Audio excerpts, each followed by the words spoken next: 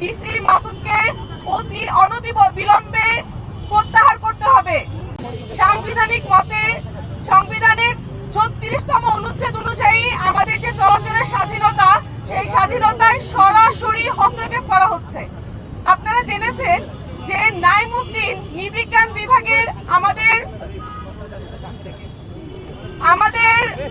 বড় ভাই, যে যাকে গতকাল সোহরাওয়ার্দী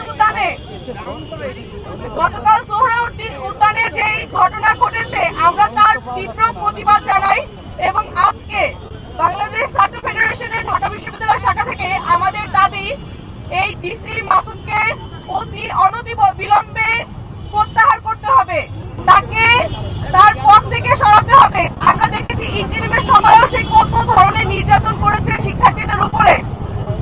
দ্বিতীয়ত, এই যে শিক্ষামন্ত্রী জানিয়েছেন যে যে কোনো ধরনের যখন সন্ধ্যার পরে কিশোররা বাইরে ঘোরাঘুরি করবে তাদেরকে সার্চ করা যাবে, এই বিষয়টিকে সে যেভাবে উপস্থাপন করেছে যে আননেসেসারি চলাফেরা, এই চলাফেরাটা এত অস্বচ্ছ, যার আন্ডারে আমরা দেখতে পাচ্ছি যে শিক্ষার্থীদেরকে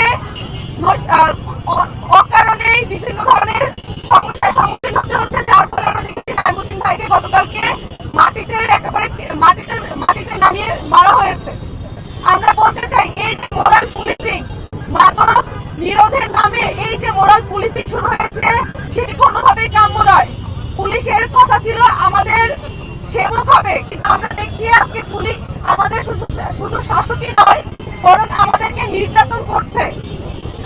এবং আমরা এই ধরনের মোরাল পুলিশিং বন্ধ করতে চাই এবং আমরা ছাত্র ফেডারেশন থেকে মাদকের বিরুদ্ধে জিরো টলারেন্স রেখে বলতে চাই যে ডিসি মাসুদের এই ধরনের কাজের জন্য শুধু তাকেই বরখাস্ত নয়, বরং সেই পুলিশ এর সাথে সম্পৃক্ত ছিল তাদের সকলকেই মামলার আওতায় আনা হবে এবং উপযুক্ত শাস্তি প্রদান করবে স্বরাষ্ট্র মন্ত্রণালয়।